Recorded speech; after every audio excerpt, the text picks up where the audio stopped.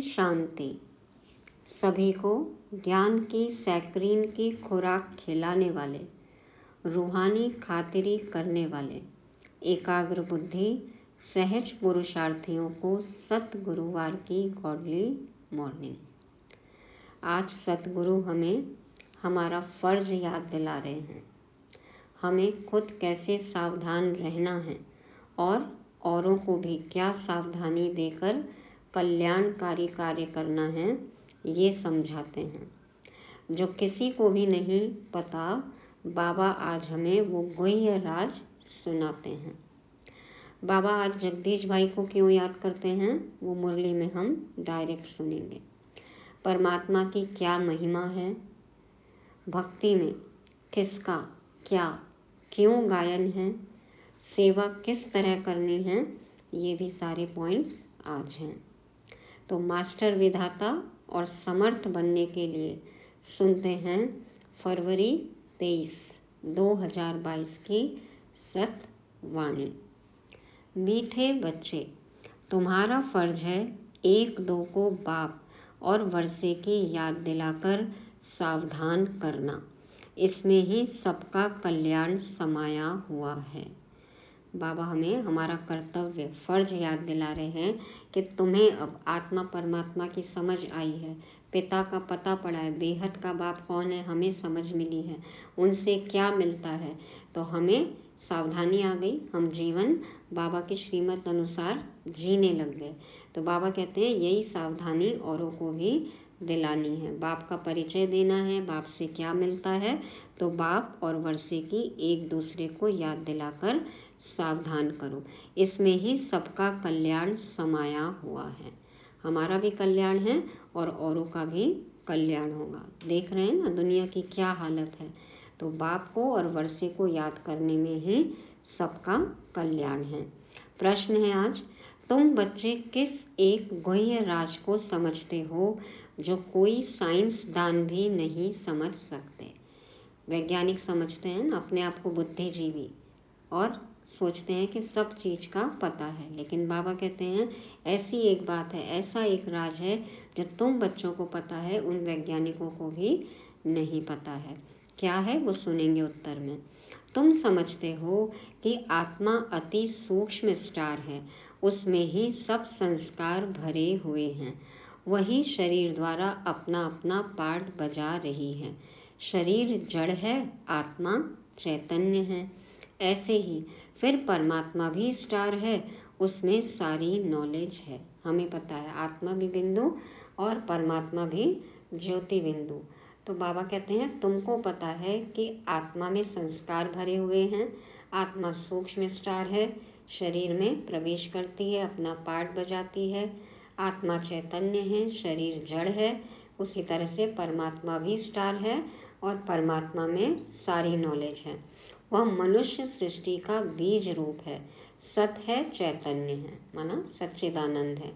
वह कोई हजारों सूर्यों से तेजोमय नहीं है। शास्त्रों में हम पढ़ते सुनते आए कि परमात्मा हजारों सूर्यों से तेजोमय है, लेकिन ऐसी बात नहीं है। यह गुह्य राज तुम बच्चे समझते हो। साइंसदान इन बातों को नहीं समझ सकते। वो तो अब तक जो किताबों में पढ़ते आए या अपनी अपनी समझ के अनुसार जो रिसर्च कर रहे हैं उसमें ही अटके हुए हैं ना। तो बाबा कहते हैं वो इन बातों को नहीं समझ सकते। तुम्हें सबको आत्मा और परमात्मा की पहचान पहले पहले देनी है। सबको पहले यथार्थ परिचय देना है कि आत्मा ज्योति बिंदु और परमात्मा भी ज्योति बिंदु, और अब हमें बाप से मिलन मनाना है। ये परिचय सबको देना है, ये सावधानी सबको देनी है, बतानी है, सबका कल्याण करना है। गीत बजा।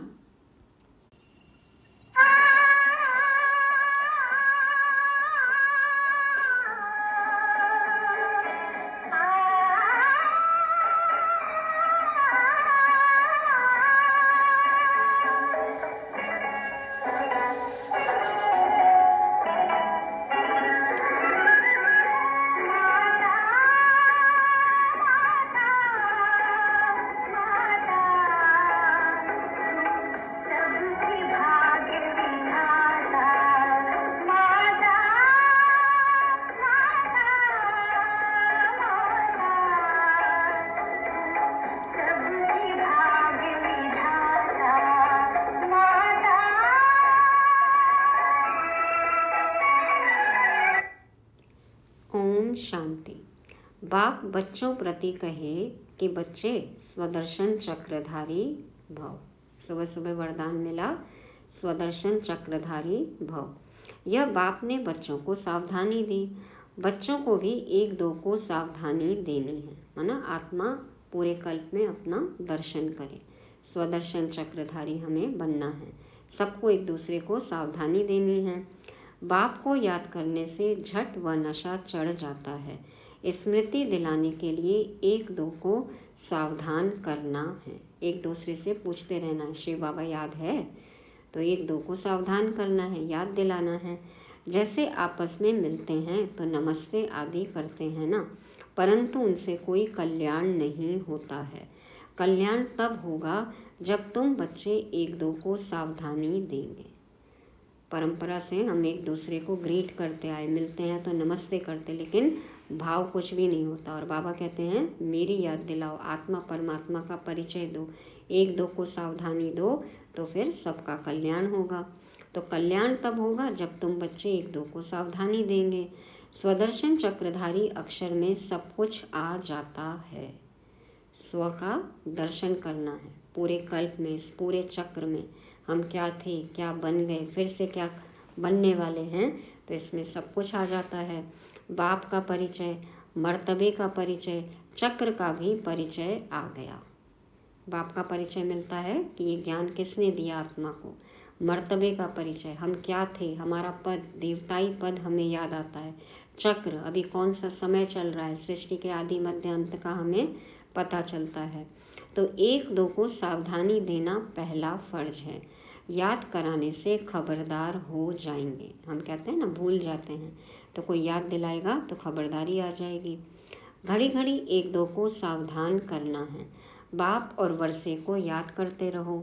स्वदर्शन चक्रधारी हो, अपने को अशरीरी समझ, अशरीरी बाप को याद करते हो। बाबा कह रहे हैं स्वदर्शन चक्रधारी हो, अपने को अशरीरी समझो और फिर अशरीरी बाप को याद करो। याद अर्थात योग, योग से ही तुम्हारी निरोगी काया बनती है। यह अभी का पुरुषार्थ है। हम पूछते हैं ना बाबा क्या पुरुषार्थ करना है, तो बाबा कहते हैं सिर्फ बाबा से जुड़ना है, मिलन मनाना है, योग करना है, याद करना है। तो यही पुरुषार्थ है जिससे काया भी निरोगी बन जाती है। अंत में जब एकदम कर्मातीत अवस्था हो जाएगी तब निरोगी बनेंगे। आत्मा स्वच्छ हो जाएगी, सुंदर हो जाएगी, तो तन के भी रोग खत्म होने लगते हैं, है ना। विकर्म विनाश हो जाएंगे तो निरोगी बन जाएंगे। अभी तो पुरुषार्थी हैं। अभी बाप बैठ बच्चों को समझाते हैं क्योंकि जानते हैं सभी बेसमझ हैं। क्यों आना पड़ा बाबा को? हम बेसमझों को समझाने के लिए। जब देवताओं आदि की पूजा करते हैं, उन्हों के ऑक्यूपेशन का कोई को पता नहीं है, तो तुमको समझाना है। हम सबकी बायोग्राफी बता सकते हैं। अब सारे देवताओं की हिस्ट्री हमें पता है, किसका क्या अर्थ है, क्या सिंबॉलिक है, हमें सब कुछ पता है। तो बाबा कहते हैं तुम सबको समझाओ कि उनकी क्या जीवन कहानी है। पहले तो मुख्य परमपिता परमात्मा को जानना है। उसमें भी मनुष्य बहुत मूंझते हैं, बहुत मनुष्य बहुत ज़्यादा ही मूंझते हैं ना। अपने अपनी देखो परिभाषा निकाल रखी है, अपने अपने परमात्मा अलग कर रखे हैं। कितने सारे भगवान हैं, उनकी क्या क्या कहानी बैठ बनाई है, तो उसमें भी बहुत मनुष्य मूंझते हैं। कहते हैं परमात्मा का कोई नाम रूप नहीं है। तो पहली मुख्य बात है आत्मा परमात्मा का भेद और ज्ञान बताना। हमारा पहला पाठ ही यही है ना, आत्मा परमात्मा का भेद, अंतर बताना है और ज्ञान बताना है। यह तो जानते हैं सब आत्मा है। पुण्य आत्मा, पाप आत्मा कहा जाता है। पाप परमात्मा नहीं कहेंगे। ये पाप और पुण्य का जो विशेषण लगता है ये आत्माओं पे ही लगता है ना, परमात्मा के साथ तो नहीं लगता है। तो पाप परमात्मा नहीं कहेंगे। पतित दुनिया है ना, परमात्मा तो पतित नहीं होता। इसलिए मनुष्य को पहले आत्मा को जानना है, क्योंकि आत्मा का ज्ञान कोई भी मनुष्य में नहीं है। आत्मा आत्मा कहते हैं लेकिन यथार्थ ज्ञान तो नहीं है। आत्मा ही सुनती है, आत्माएं खाती पीती सब कुछ करती हैं इन ऑर्गन्स द्वारा। आत्मा का रूप क्या है? कहते हैं चमकता है भ्रिकुटी के बीच में अजब सितारा। तो आत्मा का रूप समझाना पड़े ना। आत्मा कैसी है, कहाँ रहती है शरीर में, क्या करती है, ये सब बातें समझाना चाहिए। आत्मा का रूप कोई इतना बड़ा तो नहीं है, आत्मा अति सूक्ष्म है। आत्मा का रूप है जीरो अथवा बुरी भी कहते हैं। बुरी माना बिंदी, बिंदी ज्योति बिंदी। तो अब इस पर भी विचार करना चाहिए कि आत्मा कितनी सूक्ष्म है। मनुष्य पूछते हैं आत्मा शरीर से कैसे निकलती है, कहाँ से निकलती है। कोई कहते हैं कि खोपड़ी से निकलती, कोई कहते आँखों से निकलती, क्योंकि दरवाजे तो बहुत हैं ना। परंतु आत्मा है क्या चीज़, यह जानना बड़ा वंडरफुल है। ये वंडरफुल बातें बाबा में रोज़ मुरली में समझाते हैं ना, कितना वंडरफुल ज्ञान है। आत्मा क्या है, कैसे आती है, क्या कर्तव्य है, क्या गुण है, ये सब हमें परमात्मा ने बताया। तो ये जानना बड़ा वंडरफुल है। तो पूछते हैं आत्मा निकलती कैसे है, यह नहीं कहते आत्मा आती कैसे है। जब पिंड रहता है ना गर्भ में, माता के गर्भ में, तो कैसे आत्मा प्रवेश करती है, तीसरे चौथे महीने में आत्मा प्रवेश करती है तो चुरपुर होती है। और देखो पूछते हैं आत्मा कैसे निकल जाती है शरीर से, शरीर कैसे मृत हो जाता है, मुर्दा कहने लगते हैं, अर्थी कहने लगते हैं, रथी निकल गई माना आत्मा निकल गई। तो आत्मा निकलती कैसे है पूछते हैं, देखते भी हैं। देखो कितने एक्सपेरिमेंट किए।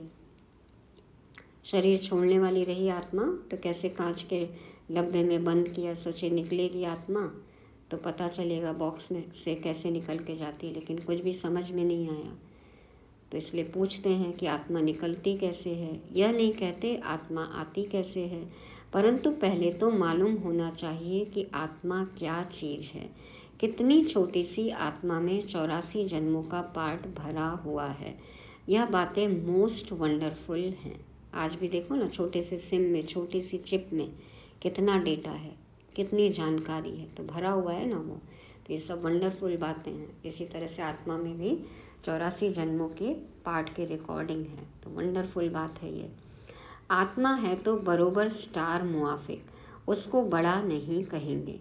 एरोप्लेन ऊपर जाने से बहुत छोटा दिखाई पड़ता है, परंतु आत्मा बड़ी नहीं होती, उनका तो एक ही रूप है। तो पहले पहले आत्मा को जानना चाहिए। मैं आत्मा कैसे इस शरीर में प्रवेश करता हूँ। भल कोई कोई को साक्षात्कार होता है, जैसे स्टार है, उस छोटी सी आत्मा में सब नॉलेज भरी हुई है। आत्मा है एक ही, आत्मा है एक ही, यह बड़ा वंडर है। एक ही आत्मा है माना हर शरीर में एक ही आत्मा है ना, उसमें पार्ट भरा हुआ है अपना अपना। तो यह बड़ा वंडर है। परमात्मा के रूप का भी किसको पता नहीं है।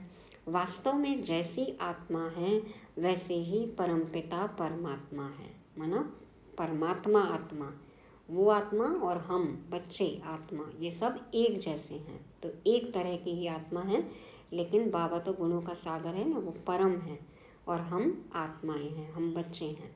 लेकिन वो आत्मा हम आत्मा एक है, लेकिन वो परम है। तो बाबा कहते हैं वास्तव में जैसी आत्मा है वैसे ही परमपिता परमात्मा है, वह भी बाप है। भल यहाँ बाप और बच्चा छोटा बड़ा होता है, परंतु आत्मा छोटी बड़ी नहीं हो सकती। आत्मा और परमात्मा के रूप में कोई भेद नहीं है। मानो वो भी ज्योति बिंदु, हम भी ज्योति बिंदु। बाकी दोनों के पार्ट में, संस्कारों में भेद है। दोनों के गुणों में, पार्ट में, कर्तव्य में, संस्कार, स्वभाव, समझ में तो अंतर है ना। बाप समझाते हैं मेरे में क्या संस्कार हैं, तुम आत्माओं में क्या संस्कार हैं। मनुष्य आत्मा और परमात्मा के रूप को न जानने कारण आत्मा परमात्मा एक कह देते हैं। तो हम क्या हैं, बाबा गुणों का सागर है, लेकिन हम मास्टर सागर हैं, हम मास्टर हैं। बाबा में जो गुण हैं वो अनंत हैं और हमारे में हम उनके जैसे बन रहे हैं, सीख रहे हैं। तो बाप रहेगा, बच्चे बच्चे रहेंगे। तो बाबा कहते हैं मनुष्य आत्मा और परमात्मा के रूप को न जानने कारण आत्मा परमात्मा एक कह देते हैं। बड़ा घोटाला कर दिया है। देखो इसीलिए हर आत्मा अपने आप को परमात्मा समझने लग गई है। तो बड़ा घोटाला है, जानना बहुत जरूरी है। परमात्मा भी है, ब्रह्मा विष्णु शंकर भी हैं, इन सब में आत्मा है। जगत अम्बा सरस्वती को गॉडेस ऑफ नॉलेज कहते हैं, तो जरूर सरस्वती की आत्मा में नॉलेज होगी, परंतु उनमें कौन सी नॉलेज है यह कोई को पता नहीं है, सिर्फ कह देते हैं गॉडेस ऑफ नॉलेज। अखबारों में आर्टिकल्स आदि पढ़ते हैं तो उस पर समझाना चाहिए। विद्या की देवी सरस्वती कहते हैं, लेकिन विद्या कहाँ से आई, किसने दी, तो ये सब बातें हमें समझाना चाहिए। तुम कहते हो सरस्वती गॉडेस ऑफ नॉलेज, परंतु उसने कौन सी नॉलेज दी, कब दी? उनको जरूर गॉड से नॉलेज मिली होगी ना। गॉड का रूप क्या है? गॉडेस ऑफ नॉलेज यह नाम कैसे पड़ा? नॉलेजफुल तो गॉड है, उसने सरस्वती को नॉलेजफुल कैसे बनाया? एक ही बात पर किसको संगम पर खड़ा कर देना चाहिए। बाबा कहते हैं कोई भी एक पॉइंट उठाओ और उसको संगम पर ले आओ, इस युग में ले आओ और समझाओ सारी बातें। तो एक ही बात पर किसको संगम पर खड़ा कर देना चाहिए। कोई भी पॉइंट को हम घुमा फिरा के समझाते हुए आत्मा परमात्मा कौन सा युग चल रहा है, क्या समय है, इस समय भगवान आकर क्या करते हैं, उस टॉपिक से जोड़ सकते हैं। तो बाबा कहते हैं सबको फिर यहाँ पर ले आओ, इस समय पर ले आओ कि कौन सा काल चल रहा है। बाबा कहते हैं हम समझाते हैं, बाकी लिखने के लिए तो संजय है। किसको कहते हैं बाबा? संजय, जगदीश भाई को ना। तो जगदीश भाई ने कितनी मुरलियाँ लिखी, बाबा ने जो कहा उसको समझ कर और फिर किताबें बनाई। जितना भी यज्ञ में इतिहास है, लिटरेचर है, जगदीश भाई ने कितने सारे लिखे। तो बाबा कहते हैं हम तो समझाते हैं, फिर बाकी लिखने के लिए तो संजय है। यह है नंबर 1 मुख्य एक्टर। यह तो बाबा के साथ राइट हैंड होना चाहिए, परंतु ड्रामा की भाभी ऐसी है जो इनको दिल्ली में भी रहना होता है। कारोबार के सिलसिले में, सेवा के सिलसिले में दिल्ली भी जाते थे। कल्प पहले वाला पार्ट है। अर्जुन का नाम मुख्य गाया हुआ है। अब अर्जुन तो सब बच्चे हैं, लेकिन मुख्य कौन है? ब्रह्मा बाबा भी है ना। देखो ज्ञान अर्जन कर रहे हैं, हम सब ज्ञान अर्जन कर रहे हैं। तो अब तुम बच्चे हर बात का अर्थ समझते हो। कौन है सरस्वती, कौन जगदम्बा, कौन संजय, कौन अर्जुन, तो ये सब पात्र कैसे आए शास्त्रों में, कैसे इनका नाम है, गायन है, ये सब बातें हम समझते हैं। पहले पहले तो आत्मा और परमात्मा को समझना है। इन सब बातों से ऊपर बाबा कहते हैं पहले खुद को जानो और खुदा को जानो। बाप ने बच्चों को समझाया है आत्मा स्टार है, उसमें सारी नॉलेज कैसे भरी हुई है यह कोई साइंसदान भी समझ नहीं सकेंगे। ऐसी सूक्ष्म चीज में है ना, ऐसी सूक्ष्म आत्मा में कैसे 84 जन्मों की पाठ की रिकॉर्डिंग है। बाबा कहते हैं ये साइंटिस्ट की, वैज्ञानिकों के समझ से परे है। आत्मा में ही सब संस्कार रहते हैं। अब आत्मा तो स्टार है, अच्छा परमात्मा का रूप क्या है? वह भी परम आत्मा ही है, फर्क नहीं है। यह जो महिमा गाते हैं वह हजारों सूर्यों से तीखा है, ऐसा नहीं है। बाप कहते हैं सिर्फ तुम्हारी आत्मा में नॉलेज नहीं है, मैं परमात्मा नॉलेजफुल हूँ, बस यह फर्क है। सारा खेल ज्ञान का है। हम क्या है? बेसमझ अज्ञानी थे ना, और बाबा ज्ञान का सागर आके हमें ज्ञान देते हैं, समझदार बनाते हैं, ज्ञानी तो आत्मा बनाते हैं। ये फर्क है। माया ने तुम्हारी आत्मा को पतित बना दिया है, बाकी कोई दीवा नहीं है, बुझा हुआ। पतित बन गई ना, बुद्धि मलिन हो गई। ऐसा नहीं कि कोई स्थूल दिया है जो बुझ गया है, सिर्फ आत्मा से नॉलेज निकल गई है बाप और रचना की, मतलब विस्मृति हो गई। तो स्मृति और विस्मृति का खेल है। ऐसा नहीं है कि कोई दिया है, कोई लाइट है। बाबा कहते हैं समझ का खेल है, ज्ञान का खेल है। तो आत्मा से नॉलेज निकल गई बाप और रचना की। सो अब तुमको नॉलेज मिल रही है। बाबा में नॉलेज है, वह भी आत्मा है, कोई बड़ी नहीं है। उनको भी नॉलेजफुल, सरस्वती को भी नॉलेजफुल कहा जाता है। अब उनको नॉलेज कब मिली? सरस्वती किसकी बच्ची है यह कोई जानते नहीं है, तो दिल में आना चाहिए उन्हों को कैसे समझाएं। बाप परमात्मा कौन है वह भी समझाना है कि वह स्टार है, उसमें सारी नॉलेज है। गॉड फादर मनुष्य सृष्टि का बीज रूप है, सबका बेहद का बाप है। वह सत है, चैतन्य है, उनमें सच्ची नॉलेज है। उनको ट्रुथ भी कहते हैं ना, ईश्वर ही सत्य है, सत्य ही ईश्वर है, सत्यम शिवम सुंदरम। तो गॉडफादर मनुष्य सृष्टि का बीज रूप है, सबका बेहद का बाप है, वह सत्य है, चैतन्य है, उनमें सच्ची नॉलेज है, उनको ट्रुथ भी कहते हैं। और कोई में सच्ची नॉलेज है नहीं। रचयिता एक बाप है, तो सारी रचना की नॉलेज भी उनमें ही है। झाड़ का बीज रूप है ना, आत्मा तो चैतन्य है, शरीर तो जड़ है। जब आत्मा आती है तब यह चैतन्य होता है। देखो, तब गर्भ में हलन चलन होता है, चुरपुर होती है। तो बाप समझाते हैं, मैं भी वही हूँ। आत्मा छोटी बड़ी हो नहीं सकती। जैसे तुम आत्मा हो वैसे परम आत्मा यानी परमात्मा है। फिर उनकी महिमा सबसे ऊंच है। मनुष्य सृष्टि का बीज रूप है, मनुष्य ही उनको याद करते हैं। यह तो जानते हैं बाप ऊपर में रहते हैं, परम धाम में रहते हैं, इसलिए देखो ऊपर वाला कहते हैं। आत्मा इन ऑर्गन्स द्वारा कहती है, हे परमपिता परमात्मा। मनुष्य यह नहीं जानते हैं क्योंकि देह अभिमानी हैं। मनुष्य यह नहीं जानते हैं क्योंकि देह अभिमानी हैं। तुम अभी देही अभिमानी बने हो, अपने को आत्मा निश्चय करते हो। तुम जानते हो गॉड तो निराकार को ही कहा जाता है। हम उनकी संतान हैं। शिव बाबा निराकार, वही भगवान। भूमि गगन वायु अग्नि नीर से परे, ये 5 तत्वों से परे जो गर्भ से जन्म नहीं लेते, वो निराकार, वही भगवान है, वही गॉड है। हम उनकी संतान हैं। वह गॉड ही आकर नॉलेज देते हैं। उनको नॉलेजफुल ब्लिसफुल कहा जाता है। रहम का सागर, सुख का सागर, शांति का सागर, यह महिमा दी गई है। क्या फर्क है आत्मा और परमात्मा में? परमात्मा नॉलेजफुल है, ज्ञान देते हैं, ज्ञान का सागर है, ब्लिसफुल है। देखो, आते ही सबको परमानंद की अनुभूति होती है ना, तो ब्लिसफुल है। रहम का सागर है, बाबा का आना, हमें शिक्षा देना, हम जैसे हैं हमें अपनाना, तो बाबा कितने रहम दिल हैं। और सुख का अनुभव होता है हमें, हम सुख की दुनिया में जाते हैं, तो सुख का सागर है, शांति का सागर है, और जिस शांति की हमें तलाश थी वो मिल गई। तो ये सब परमात्मा की महिमा है।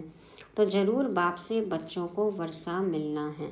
उन्होंने कोई समय आकर वर्षा दिया है, तब महिमा गाई जाती है। कुछ तो किया है ना भगवान ने आकर किसी समय पे, तभी तो ये सब गायन है। लेकिन मनुष्यों को पता ही नहीं है कब आते हैं, क्या करते हैं, कैसे करते हैं। देवताओं की महिमा अलग है, बाप की महिमा अलग है। सब आत्माओं का वह बाप है। क्रिएटर होने के कारण उनको बीज रूप कहा जाता है। पहले पहले बाप का परिचय देना है। शास्त्रों में दिखाते हैं अंगूठे मिसल है, हम कहते हैं वह ज्योति बिंदु है।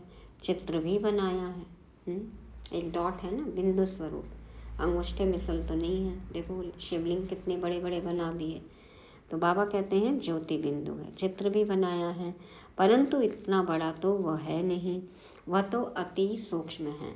तो क्या समझाएं? तुमको कहेंगे चित्र में इतना बड़ा रूप क्यों दिखाया है? बोलो नहीं तो क्या रखें, वह तो एक बिंदी है। फिर उनकी पूजा कैसे करेंगे, उन पर दूध कैसे चढ़ाएंगे?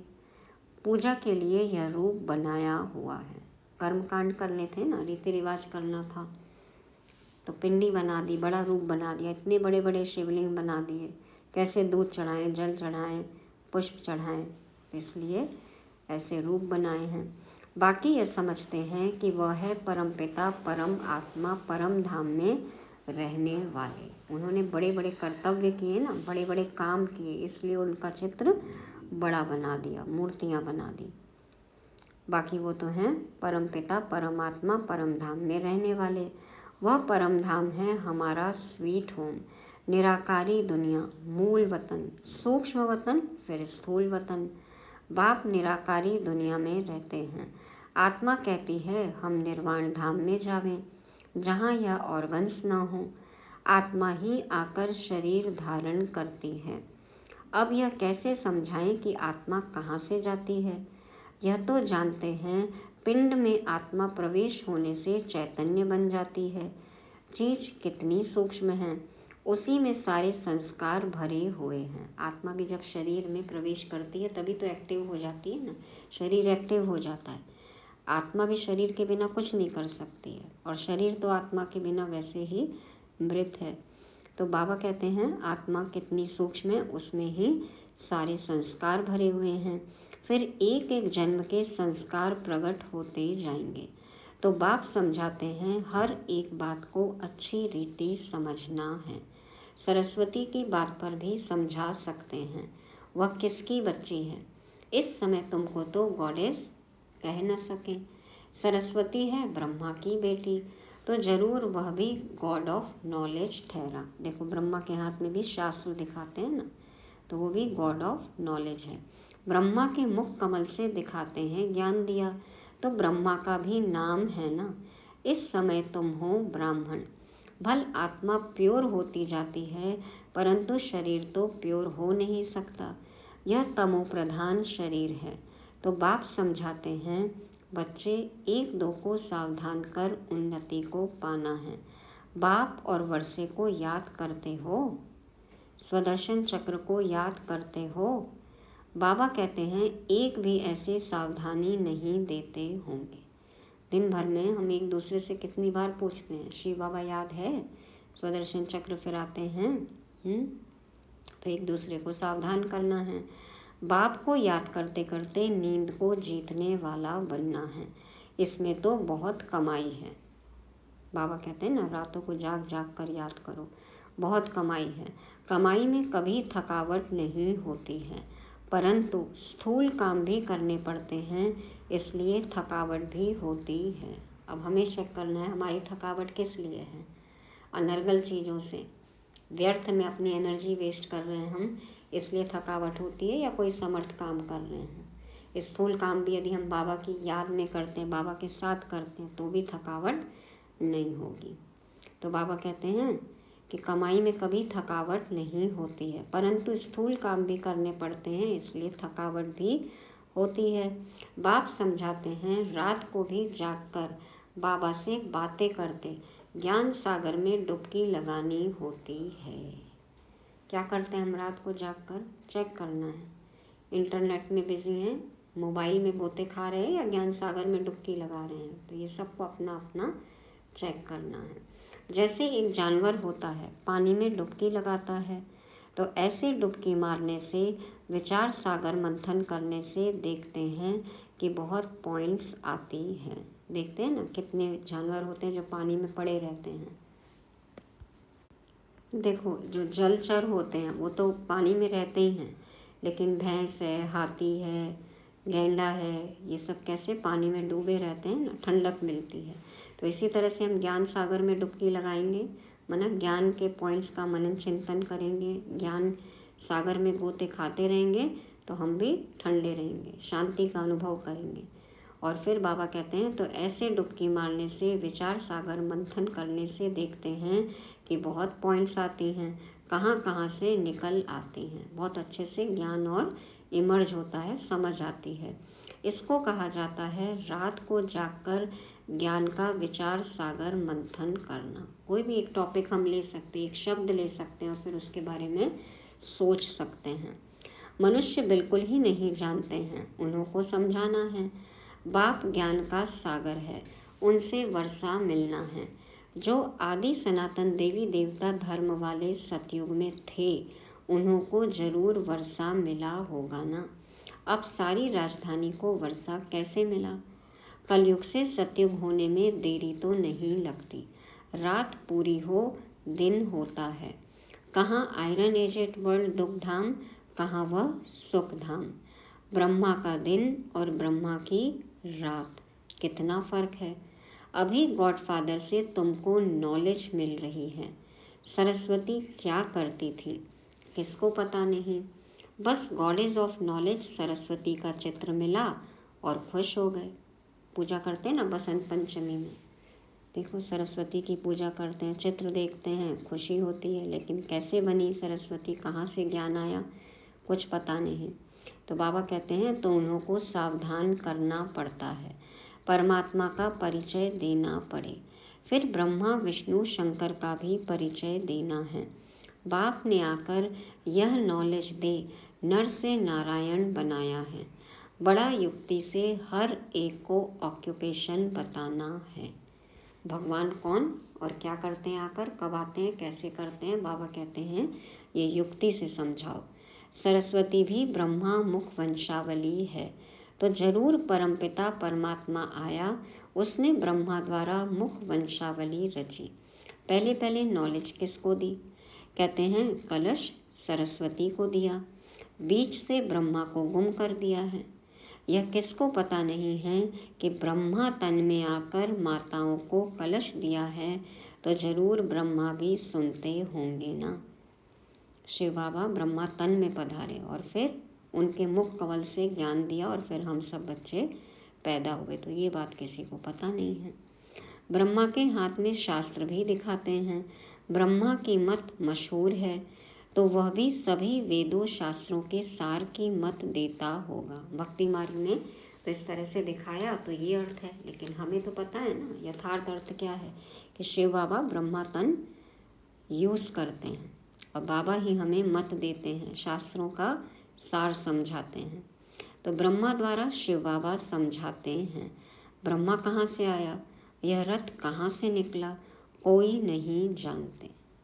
दादा लीखराज जी के तन में शिव बाबा ने प्रवेश किया और उनको ब्रह्मा नाम दिया, ये बात किसी को नहीं पता। बाबा ने अभी बताया है जो तुम समझा सकते हो। पहले खुद समझना है और फिर औरों को समझाना है, खुद सावधान होकर औरों को सावधानी देनी है। अच्छा, मीठे मीठे सिके लदे बच्चों प्रति माता पिता बाप दादा का याद प्यार और गुड मॉर्निंग। रूहानी बाप के रूहानी बच्चों को नमस्ते। हम रूहानी बच्चों के रूहानी बाप दादा को याद प्यार गुड मॉर्निंग और नमस्ते। शुक्रिया बाबा, शुक्रिया। धारणा के लिए मुख्य सार, पहला पॉइंट है रात को जागकर ज्ञान का विचार सागर मंथन करना है, ज्ञान सागर में डुबकी लगानी है। बाप को याद करते नींद को जीतने वाला बनना है। दूसरा, स्वदर्शन चक्र फिराते रहना है, आपस में बाप और वर्षे की याद दिलाते एक दो को सावधान कर उन्नति को पाना है। वरदान है स्वयं को संगम युगी समझ, व्यर्थ को समर्थ में परिवर्तन करने वाली समर्थ आत्मा भव। स्वयं को संगम युगी समझ, व्यर्थ को समर्थ में परिवर्तन करने वाली समर्थ आत्मा भव। बाबा समझाते हैं यह संगम युग समर्थ युग है, तो सदा यह स्मृति रखो कि हम समर्थ युग के वासी, समर्थ बाप के बच्चे, समर्थ आत्माएं हैं, तो व्यर्थ समाप्त हो जाएगा। कौन सा समय चल रहा है, हम कौन हैं, हमें कौन सा ज्ञान मिल रहा है, हम किसके बच्चे हैं। बाबा कहते हैं जब ये समझ में आ जाएगी तो व्यर्थ अपने आप समाप्त हो जाएगा। कलयुग है व्यर्थ, जब कलयुग का किनारा कर चुके संगम युगी बन गए तो व्यर्थ से किनारा हो ही गया। संगम युग पे आने के बाद, बाबा से मिलने के बाद भी हमारा कलयुगी दुनिया से कोई नाता है, ये चेक करना है। तो संगम युगी बन गए तो व्यर्थ से किनारा स्वतः ही हो जाना चाहिए। यदि सिर्फ समय की भी याद रहे तो समय के प्रमाण कर्म स्वतः चलेंगे। कौन सा समय चल रहा है, कितना समय बचा है, उस अनुसार ही तो हमें कर्म करना है ना। पुरुषार्थ में और तीव्रता आ जाएगी कि कितना समय है, अब कितना हम वेस्ट कर रहे हैं। तो बाबा कहते हैं यदि समय भी याद रहे तो उसी अनुसार हमारा कर्म होने लगेगा। आधा कल्प व्यर्थ सोचा, व्यर्थ किया, लेकिन अब जैसा समय जैसा बाप वैसे बच्चे। समर्थ बाप है तो समर्थ बच्चे। जो बीता वो बीत गया, जो कर लिया वो कर लिया, लेकिन अब हमें अटेंशन देना है, अवेयर रहना है, समर्थ बनना है। समर्थ बाप के समर्थ बच्चे, समर्थ समय चल रहा है, अभी नहीं तो कभी नहीं कर सकते। स्लोगन है जो सदा ईश्वरीय विधान पर चलते हैं वही ब्रह्मा बाप समान मास्टर विधाता बनते हैं। जो सदा ईश्वरीय विधान पर चलते हैं वही ब्रह्मा बाप समान मास्टर विधाता बनते हैं। ईश्वरीय विधान, ईश्वर ने हमें विधान सिखाया है, नियम सिखाए हैं, धारणाएं सिखाए हैं। ब्रह्मा बाबा उस पर चले तो हमें भी फॉलो फादर करना है। मास्टर विधाता बने, बाबा ने हमको सिखाया, दोनों बाबा ने, ब्रह्मा बाबा शिव बाबा हमारे सामने उदाहरण स्वरूप, निराकारी और आकारी स्वरूप, साकार में भी दिखाया बाबा ने हमें। तो हमें भी मास्टर विधाता बनना है, औरों को विधान सिखाना है। तो ब्रह्मा बाप को फॉलो करना है, ईश्वरीय विधान पर चलना है। ये थी आज की मुरली। तो मुरली को रिवाइज करने के लिए आज के 5 शब्द हैं। पहला है सावधान, खुद सावधान रहना है, औरों को भी बाप और वर्षे को याद करने की सावधानी देनी है। दूसरा है गुह्य राज, बाबा ने हमें कौन सा गुह्य राज बताया जो वैज्ञानिकों को भी नहीं पता है कि आत्मा क्या है, परमात्मा कौन है, कैसे उसमें पार्ट भरे हुए हैं। तो ये विचार सागर मंथन करना है।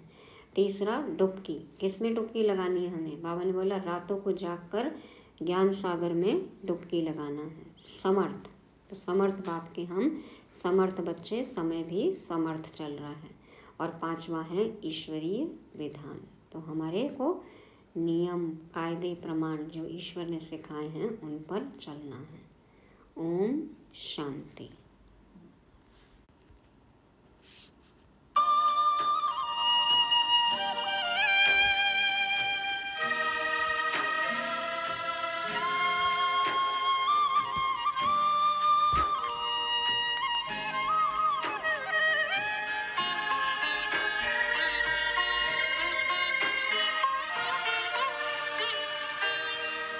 ज्योति बिंदु के प्रेम सिंधु में चल आज नहा ले।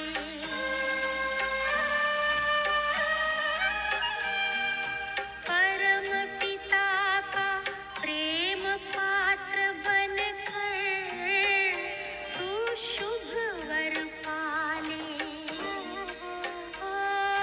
किरण किरण को निरख नयन से, किरण किरण को निरख नयन से, हो जा मन में मगन। ज्योति बिंदु परमात्मा से है मेरी आत्मा, अब चल कर ले मिलन। परमानंद का अनुभव कर तू, परमानंद का अनुभव कर तू, धन्य बना जीवन। ज्योति बिंदु परमात्मा से